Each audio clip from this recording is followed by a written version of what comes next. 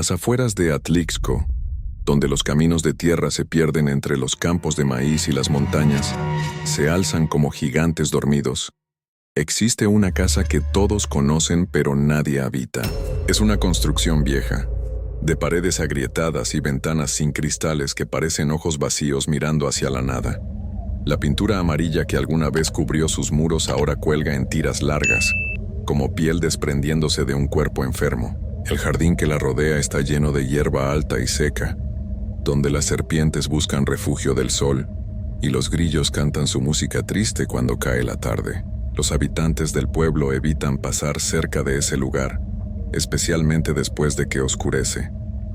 Cuando alguien necesita tomar el camino que pasa frente a la propiedad, apresura el paso y mantiene la vista al frente, como si no mirar fuera suficiente para protegerse de lo que sea que vive ahí dentro.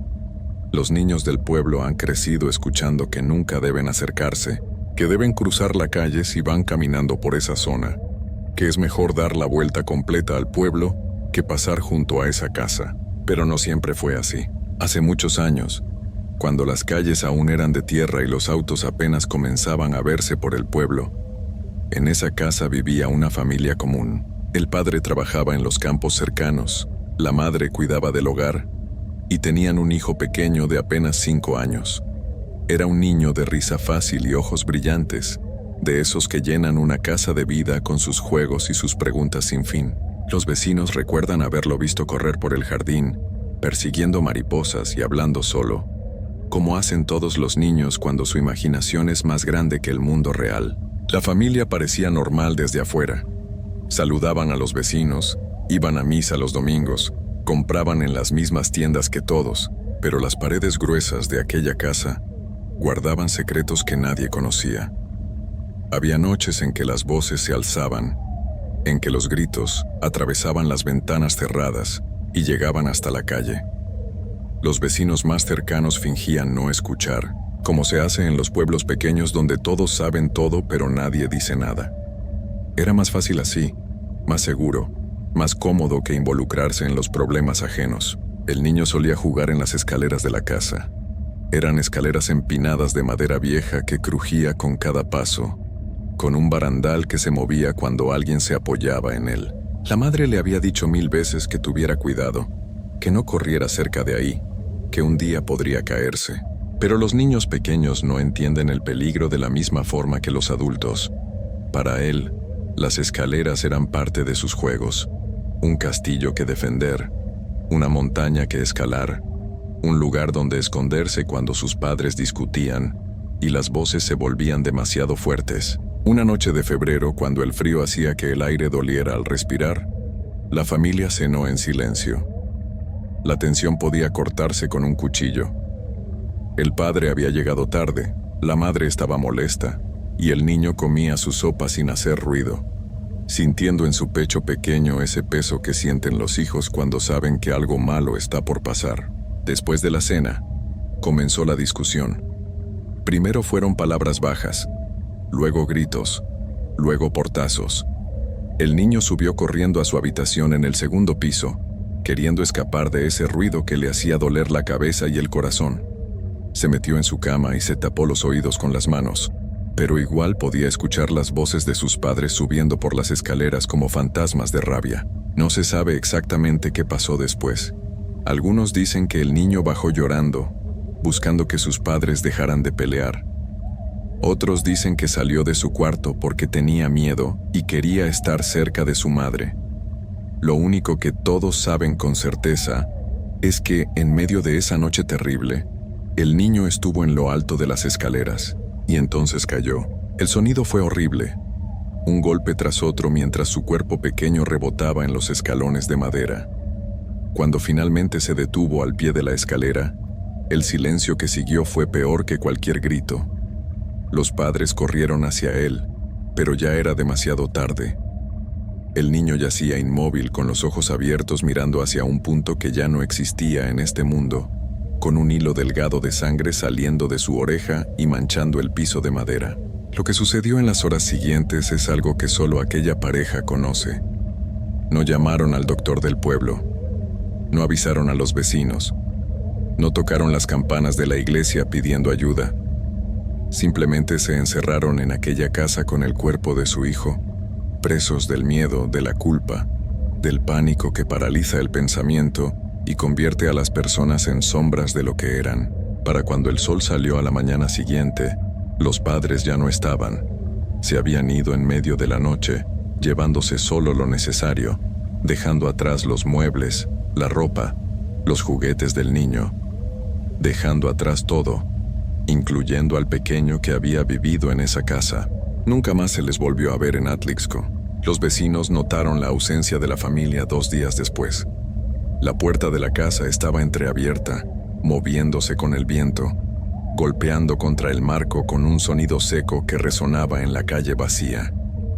Don Julio, el vecino de al lado, fue quien finalmente se atrevió a entrar acompañado por otros 2 hombres del pueblo.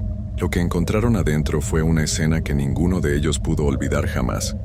Los muebles estaban en su lugar, como si la familia hubiera salido solo por un momento. Había platos sucios en la cocina, ropa tirada en las habitaciones, una olla con comida que ya empezaba a pudrirse sobre la estufa. Pero lo peor estaba al pie de las escaleras. Una mancha oscura cubría el piso de madera. Los hombres supieron de inmediato qué era, aunque ninguno quiso decirlo en voz alta.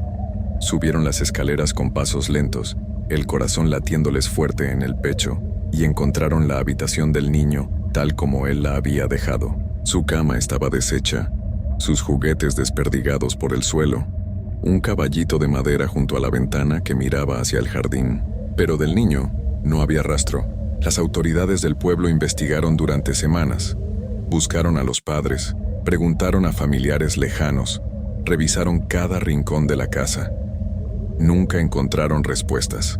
La explicación oficial fue que la familia había abandonado el pueblo por razones desconocidas y que probablemente se habían llevado al niño con ellos. Pero todos sabían que algo no estaba bien. Todos habían visto esa mancha en el piso. Todos conocían las historias sobre las peleas que salían de esa casa durante la noche. La propiedad quedó abandonada. Nadie quiso comprarla. Nadie quiso habitarla. Durante los primeros meses, algunos jóvenes del pueblo entraban de vez en cuando, por curiosidad o por valentía malentendida. Siempre salían corriendo antes de quedarse mucho tiempo, diciendo que el lugar les daba mala espina, que hacía demasiado frío adentro incluso en los días de calor, que sentían que alguien los observaba desde las sombras. Fue don Julio quien escuchó el llanto por primera vez. Era una madrugada de marzo, apenas 3 meses después de que la familia desapareciera. Don Julio se había levantado para ir al baño cuando lo escuchó, claro como el agua, atravesando las paredes de su propia casa. Era el llanto de un niño pequeño, un sollozo desesperado y triste que le erizó la piel y le heló la sangre. Se asomó por la ventana y vio la casa de al lado, oscura y silenciosa, con sus ventanas vacías como cuencas sin ojos. El llanto venía de ahí.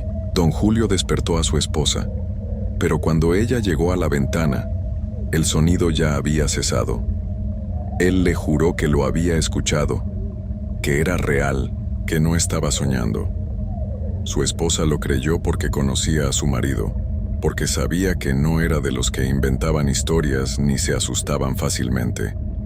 Esa noche, ninguno de los dos pudo volver a dormir. El llanto comenzó a escucharse con más frecuencia, siempre en la madrugada, siempre entre las 2 y las 4 de la mañana, siempre con esa misma desesperación que partía el alma. Los vecinos más cercanos empezaron a mudarse, uno por uno, buscando casas en otras calles, inventando excusas sobre el trabajo o la familia. En realidad, todos huían del mismo miedo, de ese llanto que no los dejaba dormir y que les recordaba que algo terrible había pasado en esa casa. Un grupo de muchachos del pueblo, tratando de demostrar que no tenían miedo, decidió pasar la noche dentro de la casa. Eran 4 amigos que habían crecido juntos, que se conocían desde niños y que se reían de las historias de aparecidos que contaban los viejos del pueblo. Entraron al caer la tarde, llevando lámparas, cobijas y algo de comida, decididos a quedarse hasta el amanecer y demostrarle a todos que no había nada de qué asustarse. Ninguno duró más de 3 horas adentro. Cuando salieron, corriendo como si el mismo demonio los persiguiera. Sus rostros estaban pálidos y sus manos temblaban tanto que apenas podían sostener las lámparas. Al principio no querían hablar, no querían contar lo que habían visto y escuchado, pero después de unos tragos de aguardiente que les ofreció don Julio, comenzaron a soltar la historia entre palabras entrecortadas y miradas nerviosas. Dijeron que al principio todo había estado tranquilo. Se habían sentado en la sala, bromeando y riendo, tratando de ignorar la sensación incómoda que les daba estar ahí. Pero cuando cayó la noche de verdad, cuando la oscuridad se hizo espesa y el silencio se volvió tan pesado que dolía en los oídos, las cosas comenzaron a cambiar. Primero fueron sonidos pequeños, pasos en el piso de arriba, como si alguien caminara de un lado a otro, crujidos en las escaleras, como si alguien las estuviera subiendo o bajando despacio. Los muchachos se miraron entre sí, tratando de convencerse de que eran solo los sonidos normales de una casa vieja, que la madera crujía con los cambios de temperatura, que el viento movía cosas adentro.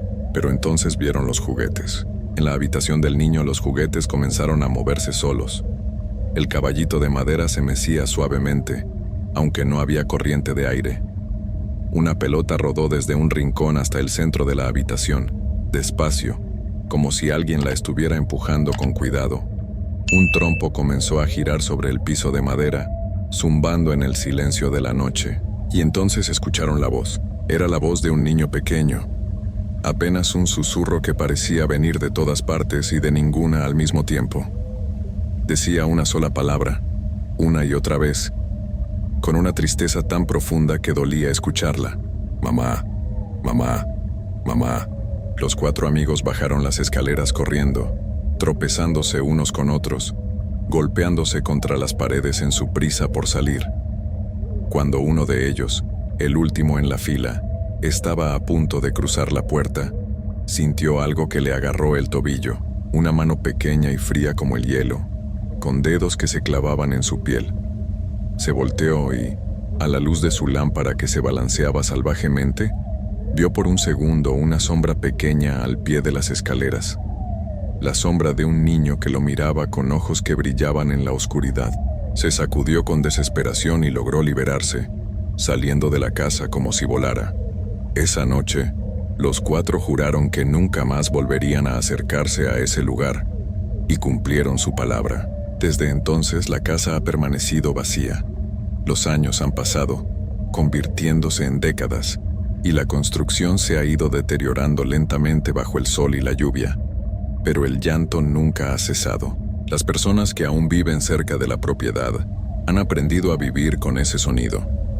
Ya no los despierta como antes, aunque tampoco pueden ignorarlo del todo. Es parte de la noche ahora, como el canto de los grillos o el ladrido lejano de los perros. Pero eso no significa que se hayan acostumbrado a lo que representa, al recordatorio constante de que un niño pequeño perdió la vida en esa casa y nunca encontró paz.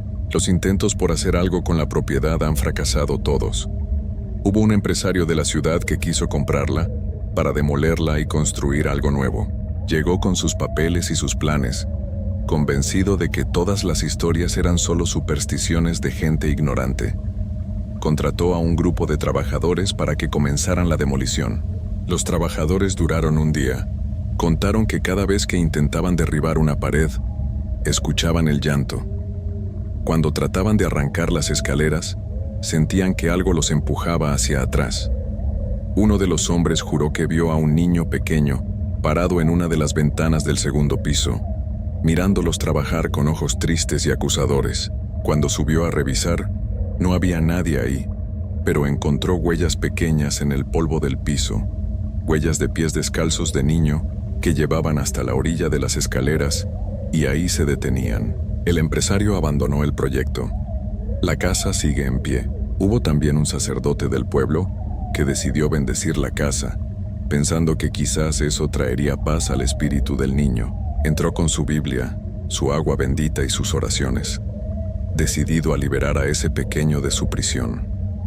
Estuvo adentro durante 1 hora, rezando en cada habitación, rociando agua bendita en las paredes y los rincones. Cuando llegó a las escaleras se detuvo. El sacerdote sintió una presencia a su lado. tan real como si hubiera alguien parado junto a él. Volteó y no vio nada, pero sintió una mano pequeña que tomaba la suya. Una mano fría que temblaba ligeramente, como la de un niño asustado buscando consuelo. El sacerdote terminó sus oraciones con voz temblorosa y salió de la casa con lágrimas en los ojos. Después le dijo a la gente del pueblo que había sentido un dolor tan grande adentro de esa casa que apenas podía respirar. Dijo que no era un espíritu malo el que habitaba ahí, sino un alma perdida y confundida. Un niño que no entendía por qué sus padres se habían ido, por qué estaba solo, por qué nadie venía a buscarlo. Dijo que sus oraciones no habían funcionado porque el niño no quería irse. Quería quedarse esperando a que su mamá regresara por él. Con los años, la casa se ha convertido en una leyenda local. Los jóvenes del pueblo se retan unos a otros a acercarse, a tocar la puerta, a asomarse por las ventanas. Algunos lo hacen, empujados por la presión del grupo o por el deseo de impresionar a alguien. Pero nadie, absolutamente nadie se atreve a entrar de noche, porque el llanto sigue ahí, constante como el latido de un corazón. Las noches de luna llena son las peores. En esas noches, el llanto es más fuerte, más desesperado, como si la luz de la luna avivara el dolor del niño atrapado. Los perros del vecindario aúllan cuando escuchan ese sonido, y los gatos se erizan y bufan mirando hacia la casa, viendo cosas que los humanos no pueden ver. Hay quienes han tratado de ayudar.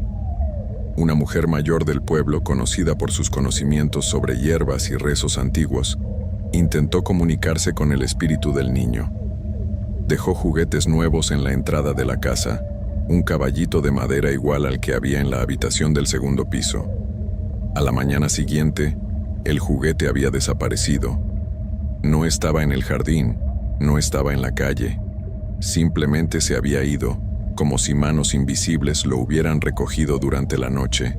La mujer volvió a dejar cosas, galletas, dulces, un suéter pequeño para el frío. Todas desaparecían. Pero el llanto continuaba, noche tras noche, sin cesar. Un investigador de fenómenos extraños llegó al pueblo hace algunos años, cargando cámaras y grabadoras, lleno de entusiasmo científico y escepticismo. Quería documentar el fenómeno, demostrar que había una explicación lógica para todo. Pasó 3 noches en la casa, grabando cada sonido, cada sombra, cada movimiento extraño. Las grabaciones que obtuvo le quitaron todo su escepticismo. En los videos se pueden ver cosas que no deberían existir. Puertas que se cierran solas con fuerza, haciendo temblar las paredes. Objetos que se mueven de un lugar a otro sin que nadie los toque. Y en las grabaciones de audio, además del llanto, se escucha esa voz pequeña susurrando palabras que rompen el corazón. Tengo frío, tengo miedo. Quiero a mi mamá. ¿Dónde están? El investigador publicó su trabajo, pero pocas personas le creyeron fuera del pueblo. Dijeron que había falsificado las grabaciones, que buscaba fama, que todo era un truco. Pero él sabe lo que vio, lo que escuchó, lo que sintió en esa casa. Y nunca ha vuelto. Los años siguen pasando, y la casa sigue ahí, desmoronándose poco a poco pero negándose a caer. Es como si algo la mantuviera en pie, como si la voluntad del niño atrapado adentro fuera suficiente para evitar que se derrumbe por completo. Las plantas trepadoras han cubierto las paredes exteriores, dándole un aspecto aún más abandonado y tétrico. Los murciélagos anidan en el techo, y las ratas corren por los rincones oscuros. Pero nada de eso importa cuando llega la madrugada y el llanto comienza de nuevo. Los visitantes que llegan al pueblo, los turistas que vienen a conocer las iglesias coloniales y los mercados coloridos, a veces preguntan por la casa. Los lugareños les cuentan la historia, algunos con más detalles que otros, pero todos coinciden en una cosa.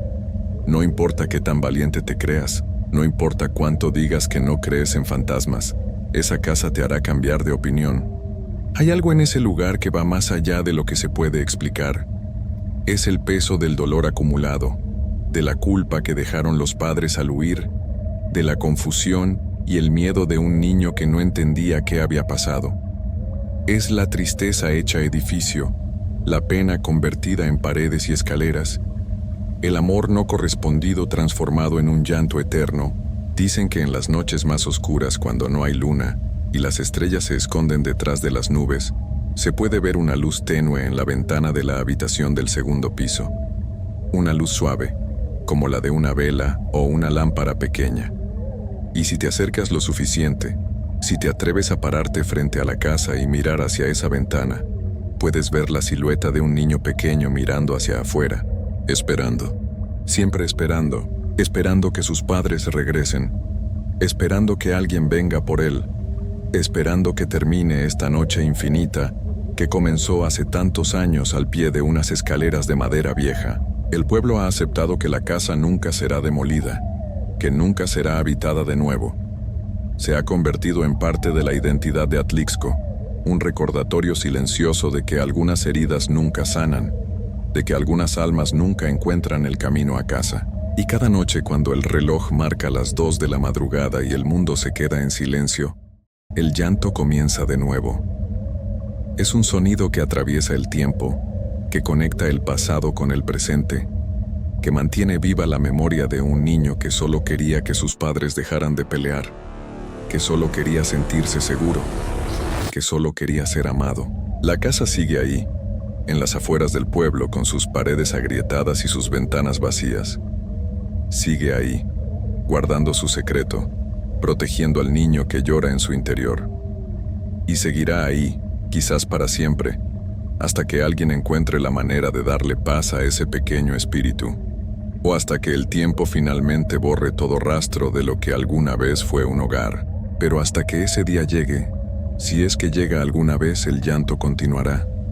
Noche tras noche, año tras año, el sonido de un niño que llama a su madre seguirá flotando en el aire de Atlixco, recordándole a todos los que lo escuchan que el amor y el dolor son las 2 fuerzas más poderosas del universo, y que a veces ni siquiera la muerte puede separarlas. Nadie se atreve a pasar la noche completa dentro de esa casa.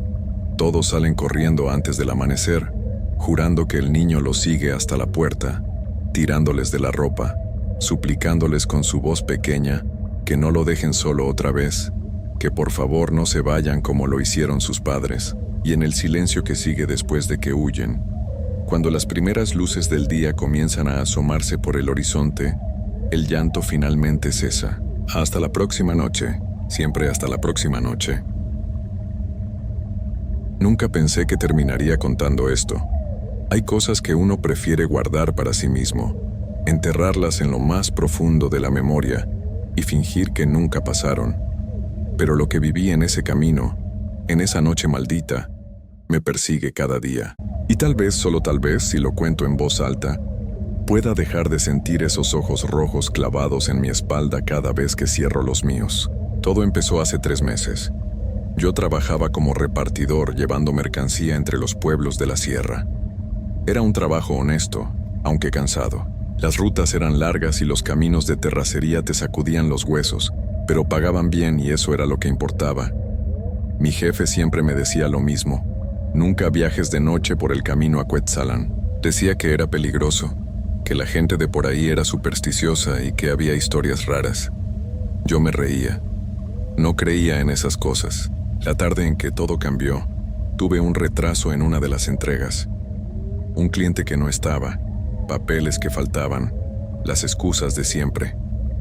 Cuando finalmente terminé, ya eran casi las 7 de la noche. El cielo se había puesto de un color naranja oscuro, casi rojo, como si estuviera sangrando. Sabía que debía quedarme en el pueblo, esperar hasta el amanecer, pero pensé en mi familia esperándome en casa. Pensé en la cena que se enfriaría, así que arranqué la camioneta y tomé el camino de regreso. Al principio todo iba normal. El motor ronroneaba parejo, las llantas crujían sobre la tierra suelta. A los lados del camino, los árboles formaban paredes oscuras que se iban cerrando mientras más avanzaba. La luz del día se apagaba rápido en la sierra, como si alguien bajara una cortina negra sobre el mundo. Encendí las luces de la camioneta y seguí adelante. Llevaba unos 20 minutos manejando cuando sentí que algo no estaba bien. Es difícil de explicar. No era algo que pudiera ver o escuchar, era más bien una sensación en el estómago, como cuando sabes que alguien te está mirando pero no puedes ver quién. El aire dentro de la cabina se sentía pesado, denso. Subí un poco el volumen del radio para distraerme, pero solo encontré estática. Eso era raro porque siempre captaba alguna estación por esa zona. Entonces lo vi por primera vez. Era apenas una sombra al lado del camino, algo grande que se movía entre los árboles. Al principio pensé que era una vaca o un caballo que se había salido de algún rancho, pero la forma no era correcta. Era demasiado grande, demasiado oscuro, y se movía de una manera extraña, casi como si flotara sobre el suelo en lugar de caminar. Disminuí la velocidad sin darme cuenta, tratando de ver mejor qué era esa cosa. Mis manos apretaban el volante con tanta fuerza que los nudillos se me pusieron blancos. La sombra se detuvo, y entonces en medio de esa oscuridad absoluta, vi 2 puntos de luz roja, brillantes, intensos, fijos en mí. Mi pie pisó el acelerador por instinto. La camioneta dio un salto hacia adelante y escuché las piedras golpear contra el chasis. No quería ver más. No quería saber qué era esa cosa. Solo quería llegar a casa, meter mi camioneta en el garaje y olvidar todo esto. Pero mientras aceleraba, sentí un golpe seco en la parte trasera del vehículo. Un impacto fuerte, como si algo pesado hubiera saltado sobre la caja de la camioneta. Mi corazón se aceleró tanto que sentí que se me iba a salir del pecho. Miré por el espejo retrovisor, pero solo vi oscuridad. La caja de la camioneta estaba vacía, o eso parecía, pero podía sentirlo. Algo estaba ahí. El vehículo se sentía más pesado, la suspensión crujía con cada bache del camino, y entonces empezó a correr a mi lado. Lo vi por la ventana del conductor. Una bestia enorme, del tamaño de un becerro, pero con la forma de un perro. Su pelaje era negro como el carbón, tan oscuro que parecía absorber la poca luz que daban mis faros. Corría con una facilidad aterradora. Sus patas apenas tocaban el suelo. Y sus ojos, esos malditos ojos rojos, me miraban mientras corría. No miraba al frente, no miraba al camino. Me miraba a mí. Aceleré todo lo que pude. La camioneta temblaba violentamente sobre el camino lleno de piedras y baches, pero no me importaba. Esa cosa seguía corriendo junto a mí, sin esfuerzo, como si estuviera jugando. Cada vez que yo aceleraba, ella aceleraba. Cada vez que yo frenaba por una curva cerrada, ella también frenaba. Y siempre, siempre, esos ojos rojos clavados en los míos. Traté de no mirarlo. Me concentré en el camino, en mantener la camioneta bajo control, pero era imposible. Algo en mi interior me obligaba a voltear, a confirmar que seguía ahí. Y cada vez que lo hacía, ahí estaba, más cerca, tan cerca que podía ver su respiración formando nubes de vapor en el aire frío de la noche. De repente, la criatura se adelantó. En un movimiento imposible apareció frente a la camioneta y se detuvo en medio del camino. No tuve tiempo de pensar. Pisé el freno con todas mis fuerzas y el vehículo derrapó sobre la tierra suelta. El cinturón de seguridad me apretó el pecho tan fuerte que pensé que me rompería las costillas. La camioneta se detuvo a escasos metros de la bestia. Ahí estaba, parada en medio del camino, iluminada por completo por mis faros, y pude verla bien por primera vez. Era enorme, mucho más grande de lo que había pensado. Sus patas eran gruesas como troncos. Sus garras largas y amarillentas se hundían en la tierra. El pelaje negro brillaba de una forma extraña, como si estuviera húmedo, pero no había llovido. Su cabeza era la de un perro, pero deformada, alargada, con el hocico lleno de colmillos que no cabían en su boca. Y esos ojos, esos condenados ojos rojos que brillaban con una luz propia, como brasas encendidas en la oscuridad. Nos quedamos así mirándonos. No sé cuánto tiempo pasó. Pudieron ser segundos o minutos. El mundo entero se había detenido. Mi respiración era lo único que escuchaba, rápida y entrecortada. Mis manos seguían aferradas al volante, aunque sabía que de nada servía. Si esa cosa quería voltear la camioneta, lo haría sin problemas. Entonces hizo algo que me heló la sangre. Inclinó la cabeza hacia un lado, como lo hace un perro cuando trata de entender algo. Pero había algo horrible en ese gesto. Era como si estuviera pensando, como si detrás de esos ojos rojos hubiera algo más que un animal. Había inteligencia, había algo humano, algo, y entonces comprendí. Lo que mi jefe me había dicho, lo que la gente del pueblo susurraba. Esto no era un animal, era un nahual, un brujo transformado. Alguien que había elegido tomar esta forma monstruosa. La bestia abrió su boca lentamente. Un sonido salió de su garganta, pero no era un gruñido normal. Era algo entre un aullido y una risa. Un sonido que ningún animal debería poder hacer. Se me erizó cada pelo del cuerpo. No sé qué me dio la fuerza para hacerlo, pero pisé el acelerador. La camioneta saltó hacia adelante, directamente hacia la criatura. En el último segundo, el nahual se hizo a un lado con un movimiento fluido y antinatural. Pasé a su lado tan cerca que pude sentir el calor que emanaba de su cuerpo. Un calor horrible, como el de una fogata, pero con un olor dulzón y podrido que me hizo sentir náuseas. No volteé atrás. Seguí manejando, acelerando hasta que el motor rugió pidiendo piedad. El camino se volvió un borrón de tierra y piedras. Las ramas de los árboles raspaban los costados de la camioneta, pero no me importaba. Solo quería alejarme de ahí. Pero entonces lo sentí otra vez. El peso en la parte trasera, el crujido de la suspensión. Se había subido de nuevo. Esta vez no me atreví a mirar por el espejo. Podía escucharlo moviéndose en la caja de la camioneta. El sonido de sus garras arañando el metal, su respiración pesada como un fuelle. Y algo más. Algo que me puso la piel de gallina. Estaba oliendo. Podía oír cómo inhalaba profundamente, como si estuviera tratando de memorizar mi olor. Las lágrimas comenzaron a rodar por mis mejillas sin que pudiera controlarlas. No era un hombre miedoso, pero esto era demasiado. Esto no debería existir. Pensé en mi familia, en mis hijos, en que tal vez nunca volvería a verlos. Entonces a lo lejos vi luces, las primeras casas del pueblo. Nunca en mi vida me había sentido tan aliviado de ver esas luces amarillas y mortecinas. Aceleré aún más, ignorando los saltos y sacudidas. Estaba tan cerca de estar a salvo. Y justo cuando pasé frente a la primera casa, el peso desapareció de la parte trasera. De repente, la camioneta se sintió ligera otra vez. Miré por el espejo y no vi nada. Solo el camino vacío detrás de mí y la oscuridad de los árboles. La criatura se había ido. Llegué a mi casa temblando. Mis piernas apenas me sostenían cuando bajé de la camioneta. Mi esposa salió corriendo al escuchar el motor y me encontró pálido, sudando frío a pesar del aire helado de la noche. Le dije que había sido un viaje difícil. Nada más. No podía contarle la verdad. Aún no. Esa noche no pude dormir. Cada vez que cerraba los ojos veía esos ojos rojos mirándome. Escuchaba el sonido de las garras sobre el metal.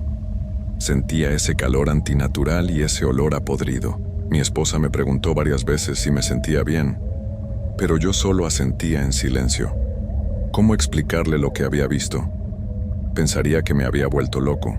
A la mañana siguiente me levanté temprano, antes del amanecer.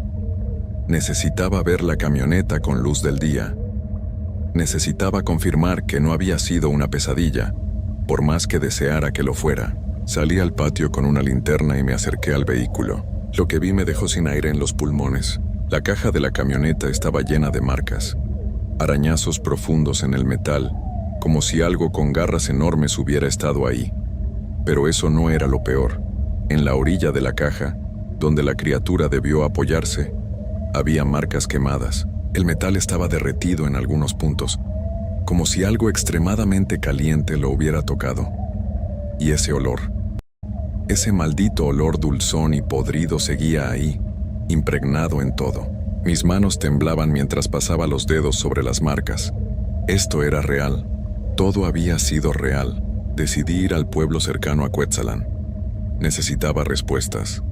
Necesitaba saber qué era exactamente lo que me había seguido por ese camino. Llegué al mediodía y me dirigí a la única tienda del lugar, donde los ancianos del pueblo solían reunirse a platicar.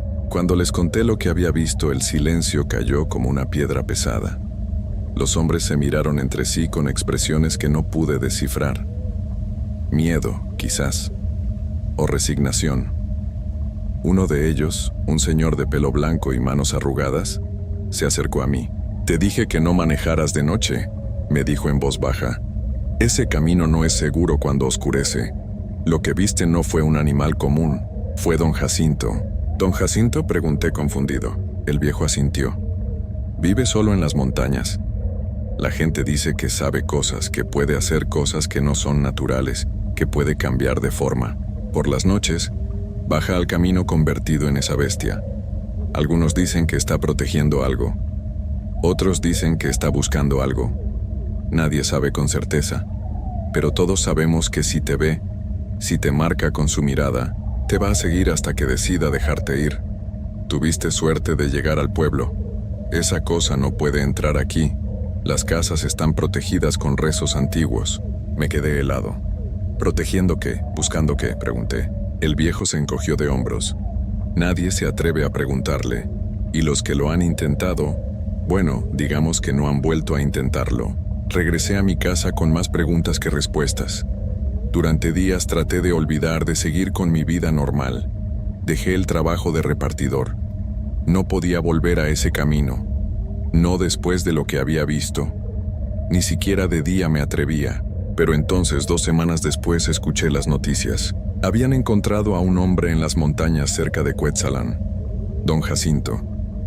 Estaba en muy mal estado, dijeron. Tenía heridas profundas por todo el cuerpo, como si algo lo hubiera atacado con garras enormes. Estaba delirando, hablando de un espíritu vengativo, de algo que había vuelto por él. Los doctores no entendían cómo había sobrevivido con esas heridas. Cuando escuché eso, sentí un frío recorrer mi espalda. Las heridas habían aparecido la misma noche que yo había visto a la criatura. La noche que logré escapar. Era como si, al no poder alcanzarme a mí, la bestia hubiera regresado a su cuerpo humano, y algo, alguien o algo más lo hubiera castigado por ello. O tal vez era peor. Tal vez la transformación había salido mal esa noche. Tal vez yo había hecho algo, sin saberlo, que lo había lastimado cuando intentó atacarme. Las marcas quemadas en mi camioneta, el calor que emanaba de su cuerpo. Quizás cuando aceleré hacia él, cuando lo forcé a moverse, algo dentro de él se rompió. Han pasado 3 meses desde entonces. Don Jacinto sobrevivió, pero dicen que ya no es el mismo. Se quedó en el hospital mucho tiempo y cuando lo dieron de alta, no volvió a las montañas. Ahora vive con unos familiares en otro pueblo, lejos de Cuetzalan. Dicen que ya no habla mucho, que tiene miedo de la oscuridad, que por las noches grita en sueños. Yo tampoco soy el mismo. Ya no trabajo como repartidor.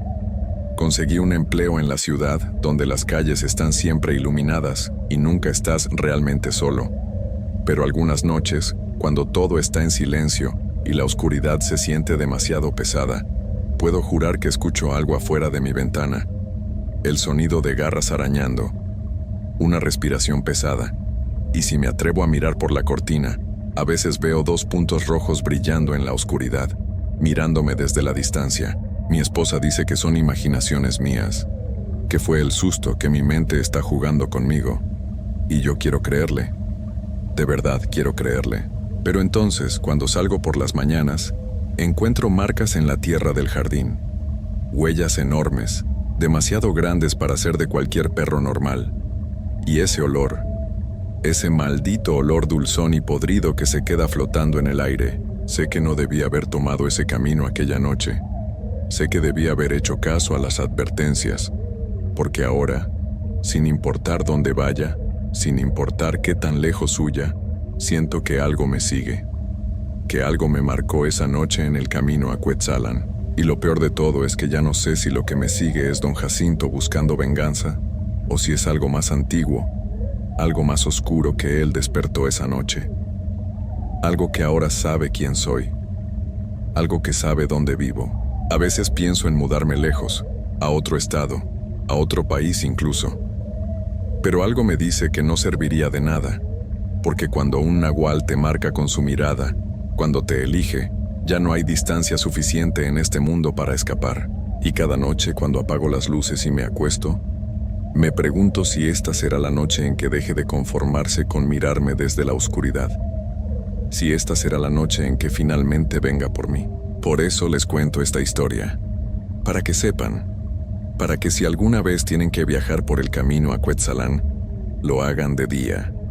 Y si por alguna razón se les hace de noche, si ven algo grande y oscuro moviéndose entre los árboles, si ven dos ojos rojos brillando en la oscuridad, no se detengan. No miren atrás. Solo conduzcan tan rápido como puedan y recen para que les permita llegar a casa. Porque yo lo hice. Yo llegué a casa. Pero ya no sé por cuánto tiempo más estaré a salvo. El pueblo de San Miguel siempre había sido tranquilo. Las casas de adobe se apretaban unas contra otras en las faldas del cerro, como buscando protección. Durante el día los niños jugaban en las calles polvorientas y las mujeres colgaban la ropa recién lavada bajo el sol. Pero cuando caía la noche, todo cambiaba. Las puertas se cerraban con llave. Las ventanas se cubrían con cortinas gruesas y nadie, absolutamente nadie, se atrevía a acercarse a los senderos que subían al monte. La razón era simple. Todos conocían la historia. Todos habían escuchado los relatos de sus abuelos, de sus padres, de los vecinos más viejos. Era una historia que se repetía en voz baja, siempre con un escalofrío, siempre mirando por encima del hombro. Una historia que hablaba de una mujer vestida de negro, de un llanto que rompía el silencio de la madrugada, y de hombres que desaparecían sin dejar rastro. Todo había comenzado hace muchos años, tanto tiempo atrás que ya nadie recordaba la fecha exacta, pero la historia permanecía fresca en la memoria del pueblo como si hubiera ocurrido ayer. Se decía que en ese entonces vivía en las afueras una mujer joven con su pequeño hijo. Eran pobres, muy pobres, y vivían en una cabaña medio derruida en la ladera del cerro. La mujer trabajaba lavando ropa ajena y cosiendo lo que podía para conseguir algo de comer. Su hijo era su única alegría, un niño de ojos brillantes que corría por el monte persiguiendo mariposas y recogiendo flores silvestres para su madre. Una tarde de invierno, cuando las nubes se amontonaban oscuras sobre el cerro, el niño salió a jugar como siempre. La mujer le advirtió que no se alejara mucho, que una tormenta se acercaba, pero los niños son niños, y él quería llegar hasta un árbol que había visto en la distancia. Le prometió a su madre que volvería pronto. Ella asintió, confiada, y siguió remendando una camisa vieja. Pasó 1 hora, luego 2. El cielo se puso negro como la tinta y el viento comenzó a aullar entre las rocas. La lluvia cayó de repente, fuerte y helada, golpeando el techo de lámina de la cabaña con un ruido ensordecedor. La mujer dejó la costura y salió corriendo a buscar a su hijo. Gritó su nombre una y otra vez, pero su voz se perdía entre el rugido de la tormenta. Subió por el sendero, resbalando en el lodo, rasguñándose las manos con las ramas. El frío le calaba hasta los huesos, pero no le importaba. Solo quería encontrar a su hijo. Buscó toda la noche.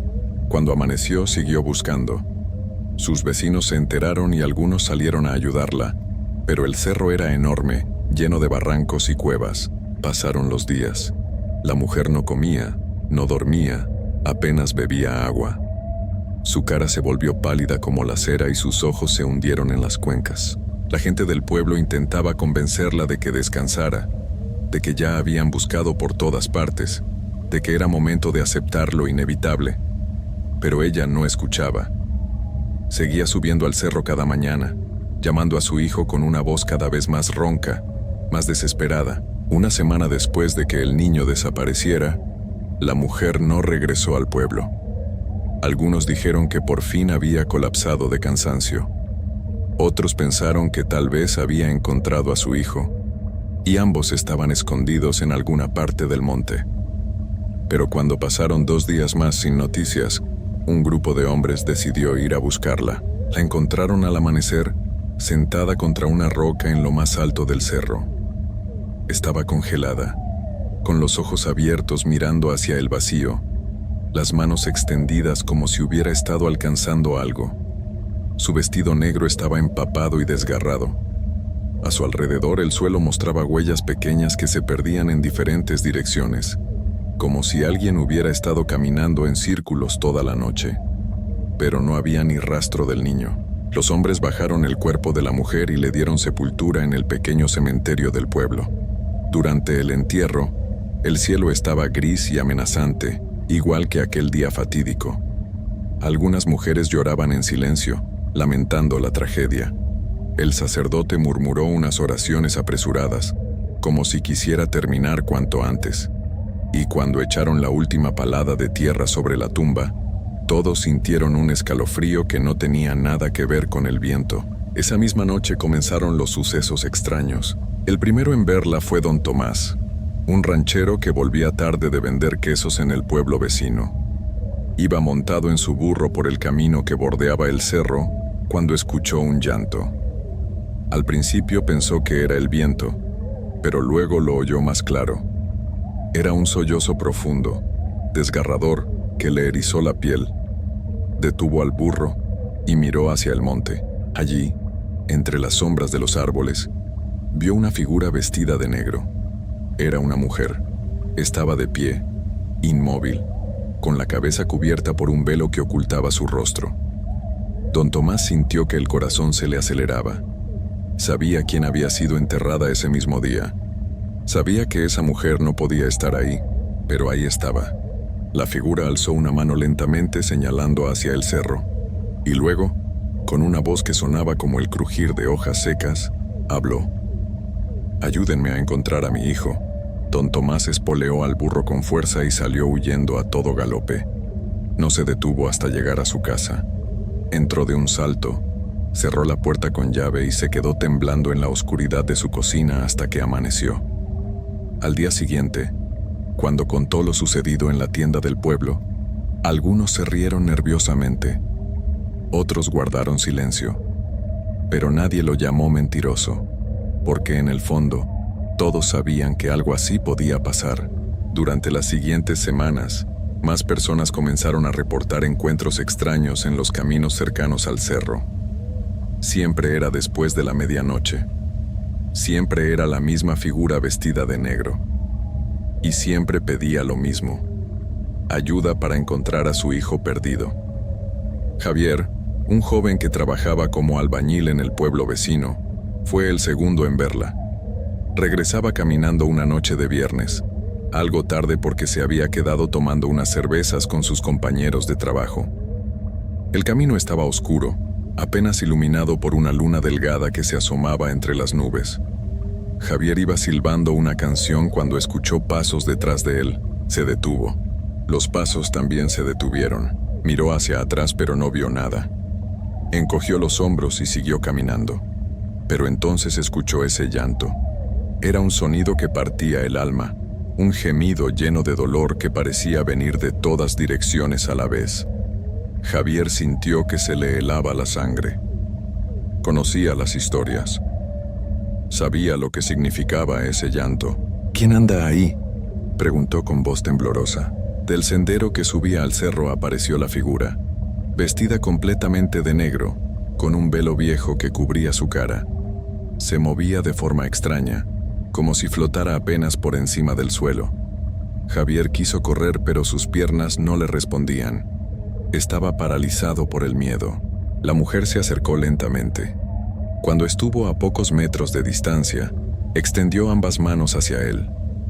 Sus dedos eran pálidos, casi transparentes bajo la luz de la luna, y luego habló con esa voz que sonaba hueca, como si viniera desde el fondo de un pozo. «Por favor, ayúdame a buscar a mi hijo. Lo perdí en el cerro, hace tanto frío, está solo y tiene miedo». Javier sintió algo extraño. A pesar del terror que le recorría el cuerpo, también sintió una punzada de compasión. La voz de esa mujer sonaba tan desesperada, tan llena de sufrimiento. Pensó en su propia madre, en cómo ella sufriría si él desapareciera. Sin pensarlo 2 veces, asintió. «Está bien, la ayudaré a buscarlo». La mujer pareció aliviarse. Hizo un gesto con la mano indicándole que la siguiera, y comenzó a caminar hacia el sendero del cerro. Javier la siguió, aunque una voz pequeña en su cabeza le gritaba que huyera. Subieron por el camino pedregoso, adentrándose cada vez más en la oscuridad del monte. Los árboles se cerraban sobre ellos como las paredes de un túnel. El aire se volvía más frío con cada paso. ¿Dónde vio a su hijo por última vez?, preguntó Javier intentando romper el silencio inquietante. La mujer no respondió. Solo seguía caminando, su velo negro ondeando con una brisa que Javier no podía sentir. Caminaron durante lo que pareció una eternidad. El joven comenzó a sentirse mareado. Las piernas le pesaban como si fueran de plomo. Quiso detenerse, decirle a la mujer que era mejor bajar y buscar con luz del día, pero cuando abrió la boca, no salió ningún sonido. Entonces se dio cuenta de algo aterrador. Ya no sabía dónde estaba. El sendero había desaparecido. Estaban en medio del monte, rodeados de árboles que no reconocía, de rocas cubiertas de musgo que brillaban con una luz extraña. Intentó mirar hacia atrás para ubicarse, pero todo se veía igual. Oscuridad. Solo oscuridad. «Espere», logró decir finalmente. «No sé dónde estamos, creo que nos perdimos». La mujer se detuvo. Lentamente, muy lentamente, giró hacia él. Y aunque su rostro seguía cubierto por el velo, Javier pudo sentir sus ojos clavados en él. Unos ojos que ardían con una necesidad terrible, con una angustia que no había encontrado paz en años. «Tú no te vas a perder», susurró ella. «Tú te vas a quedar como todos los demás, como mi hijo». Javier sintió que el suelo se movía bajo sus pies. Intentó correr, pero sus piernas se hundían en la tierra como si fuera arena movediza. Gritó pidiendo ayuda, pero su voz se ahogó en el aire denso del cerro. La mujer se acercaba cada vez más, extendiendo sus manos hacia él. Y lo último que vio antes de que todo se volviera negro fue el velo cayendo, revelando un rostro que no era humano, sino algo retorcido por años de dolor y locura. Al día siguiente, la familia de Javier reportó su desaparición. Un grupo de hombres salió a buscarlo. Encontraron sus huellas en el camino principal. Las siguieron hasta el sendero que subía al cerro. Y allí, en un claro entre los árboles, las huellas simplemente terminaban. Como si Javier hubiera sido levantado del suelo y se lo hubiera tragado el aire. Buscaron durante días. Revisaron cada cueva, cada barranco, cada rincón del cerro, pero no encontraron nada. Ni su cuerpo, ni su ropa, ni siquiera un rastro de sangre. Javier había desaparecido completamente, igual que otros antes que él. El pueblo entero entró en pánico. Las madres no dejaban salir a sus hijos después del anochecer. Los hombres se negaban a viajar solos por los caminos. Incluso durante el día, la gente evitaba mirar hacia el cerro, como si solo con verlo pudieran atraer la atención de lo que vivía allí arriba. Pero las apariciones no se detuvieron. Marcos era un comerciante que visitaba el pueblo cada mes para vender telas y herramientas. Era un hombre práctico, escéptico, que se burlaba de las supersticiones. Cuando le contaron la historia de la mujer del cerro, se rió a carcajadas. «Son puras tonterías», dijo. «Los que desaparecieron probablemente se fueron del pueblo por su cuenta, o se cayeron en algún barranco. No hay fantasmas ni mujeres llorando en la noche». Los ancianos del pueblo movieron la cabeza con tristeza. Ya habían visto esa actitud antes. Sabían cómo terminaba. Esa noche, Marcos decidió regresar a su pueblo aunque ya era tarde. Cargó su carreta y emprendió el camino, silbando despreocupado. La luna estaba llena, iluminando el sendero con una luz plateada. Todo parecía tranquilo, normal, hasta que escuchó el llanto. Al principio lo ignoró. Pensó que era algún animal, tal vez un gato salvaje, pero el llanto se hizo más fuerte, más claro. Era humano, era de una mujer, y venía del cerro. Marcos detuvo la carreta y miró hacia el monte. Su escepticismo comenzó a tambalearse cuando vio la figura. Allí estaba, exactamente como la habían descrito, vestida de negro, con un velo sobre el rostro, de pie en medio del camino como si hubiera estado esperándolo. El corazón de Marcos latía con fuerza. Agarró las riendas del caballo listo para huir. Pero entonces la mujer habló, y su voz era tan triste, tan llena de desesperación, que sintió que algo se rompía dentro de él. «Mi hijo está perdido. Hace tanto frío, por favor, ayúdeme». Marcos sabía lo que debía hacer. Sabía que tenía que huir, azotar al caballo y no mirar atrás. Pero había algo en esa voz. Algo que tiraba de él, que lo llamaba. Antes de que pudiera detenerse, ya estaba bajando de la carreta. «¿Dónde está su hijo?», preguntó, su voz sonando extraña incluso para él mismo. La mujer señaló hacia el cerro, y Marcos, como hipnotizado, comenzó a caminar hacia allá. Sus pasos eran mecánicos, automáticos. Una parte de su mente gritaba que se detuviera, pero su cuerpo no obedecía. La mujer caminaba delante de él, guiándolo cada vez más profundo en el monte. El caballo, dejado solo con la carreta, relinchó nervioso. Esperó unos minutos, piafando inquieto, y luego, como si sintiera el peligro que acechaba en la oscuridad, salió corriendo de regreso al pueblo. Al día siguiente, encontraron la carreta vacía en medio del camino. Las huellas de Marcos llevaban hacia el cerro, y como siempre, terminaban abruptamente en un lugar donde no había nada más que tierra y piedras. Después de la desaparición de Marcos, el pueblo tomó una decisión. Nadie volvería a transitar por los caminos del cerro después del anochecer. Se colocaron cruces en las entradas de los senderos. El sacerdote bendijo los caminos y roció agua bendita en la tierra. Algunos propusieron buscar la tumba del niño perdido, pensando que si lo encontraban y lo enterraban junto a su madre, tal vez ella descansaría en paz, pero nadie se atrevió a subir. Pasaron los años y la historia se convirtió en leyenda. Los ancianos seguían contándola a los jóvenes como advertencia. Algunos muchachos del pueblo, en su rebeldía, decían que todo era mentira, que eran cuentos para asustar a los niños. Pero incluso ellos evitaban el cerro cuando caía la noche, una madrugada de invierno, exactamente 50 años después de aquella primera desaparición. Un grupo de trabajadores que construía una nueva carretera cerca del cerro hizo un descubrimiento. Entre las rocas, medio enterrado por décadas de tierra y hojas, encontraron algo. Eran huesos pequeños, huesos de un niño. Lo llevaron al pueblo. Los ancianos que aún vivían miraron los restos y asintieron con tristeza. Sabían de quién eran. El sacerdote organizó un funeral apropiado. Enterraron los huesos en el cementerio, justo al lado de la tumba de la mujer vestida de negro. La lápida decía simplemente: «Niño desconocido, descansa en paz junto a tu madre». Esa noche, por primera vez en medio siglo, el cerro estuvo completamente en silencio. No se escuchó ningún llanto, ninguna figura apareció en los caminos. La brisa que siempre había sido helada y extraña, ahora soplaba suave y tibia. Algunos dijeron que por fin la mujer había encontrado a su hijo, que ambos habían encontrado paz, pero los más viejos del pueblo, aquellos que recordaban las historias originales, no estaban tan seguros. Porque si bien las apariciones se detuvieron, a veces, en las noches muy oscuras, cuando la luna se oculta completamente, todavía se puede escuchar algo en el cerro. No es un llanto, es un susurro. Un susurro que dice: «Gracias por encontrarlo. Ahora podemos estar juntos para siempre». Y desde entonces, aunque la mujer ya no aparece en los caminos, nadie ha vuelto a subir al cerro de San Miguel después de la medianoche.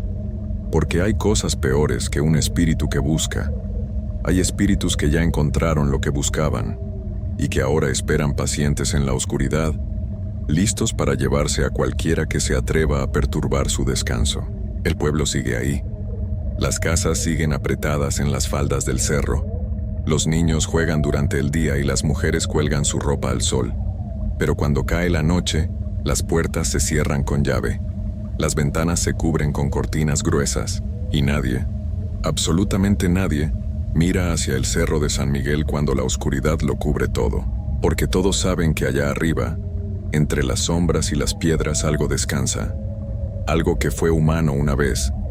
Algo que sufrió tanto que su dolor cambió su naturaleza misma, y aunque ahora esté en silencio, el cerro recuerda, la tierra recuerda, y las huellas que terminan en la nada todavía están ahí, esperando a que alguien las siga.